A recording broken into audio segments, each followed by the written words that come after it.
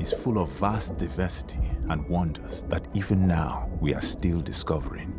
The ocean covers over 70% of the Earth, which means a great many of those mysteries lie below the surface.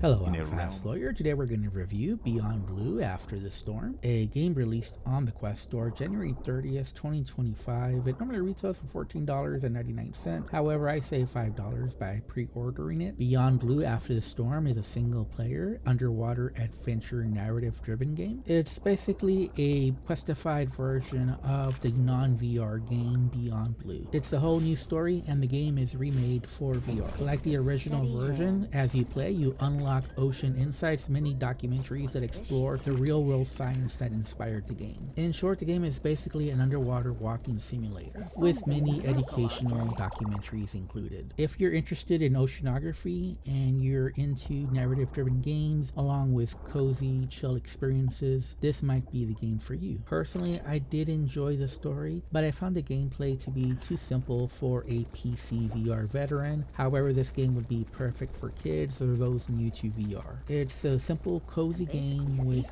very simple interactions. You're guided throughout the game, so it's impossible to get lost because you're always told where to go next, and the interactions that you need to take are very simple. The hardest part was finding a code, but the code is right there next to where you need to use it, and it's the simplest code you can think of. There are optional side quests that you can do that includes healing the ocean life or opening up containers, and I strongly recommend that you do those side quests because otherwise the game will be very short. It took me about 2 hours to complete the game, and that was just doing every single side quest that was there and exploring around and trying to scan everything in sight. The game is running on the Unity engine, and when I originally played the game, there was some optimization issues, although there was a patch 3 days ago that should have fixed all those issues, and I played the game some more and it seemed to be running better. There are two forms of locomotion in this game. One is just your standard joystick locomotion, where you can smoothly move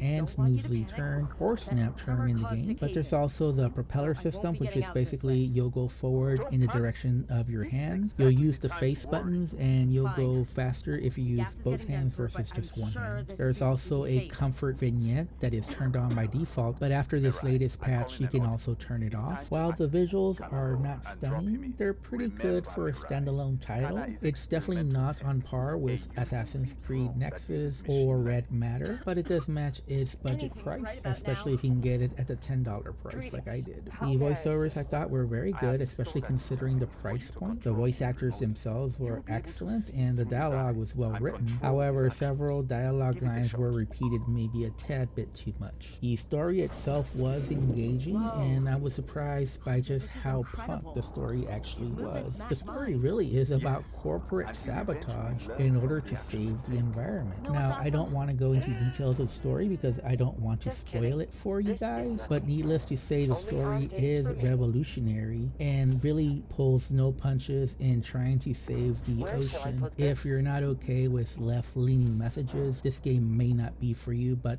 I enjoyed the story a whole lot, and I don't know how this story got past the suck. As mentioned earlier, the VR interactions here were not as smooth and polished as I'd hoped for. They are very simple, so at the end of the day, it really didn't affect the gameplay too much. So it might just take an extra attempt to use the blowtorch in order to open up an area or to seal up one of the pipes. My main criticism though is that I'd like to have seen more immersive interaction. Stuff like being able to pet the dolphins would have been a great interaction to have in this game. Instead, if you try to pet the dolphins, you'll see your hands clip right through them. And just some of the interactions in game are just a bit too repetitive. You'll be using the healing gel just a couple of seconds too long on each fish that you're trying to heal. And while using the scanner at first may seem fun, after a while you pretty much figure out that it's pretty useless because it doesn't really do anything. You get some mini information sometimes, but usually you don't get very useful information, and it's not really tracked in any meaningful way.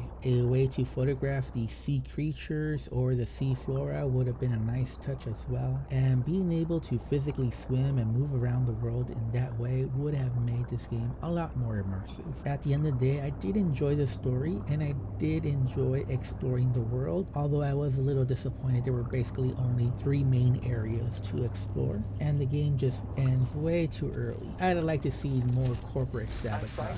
But for a $10 game, which is what I paid, I think the game is perfectly fine. $15 though may be pushing it as far as value for your money. If I have to rate this game, I would give it an okay 6.5 out of 10. If you love narrative driven games and you're okay with a pretty short adventure, then this might be the game for you. Anyways, I'm Fast Lawyer. This has been my review for Beyond Blue After the Storm. If you enjoyed this review, if you found it useful, don't forget to like, comment, and subscribe. And as always, have a wonderful day. Goodbye.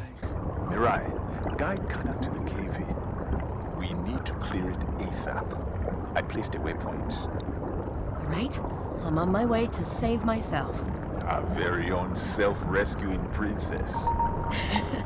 An out-of-body experience. Literally. All right, I'm at the cave-in. And those look heavy.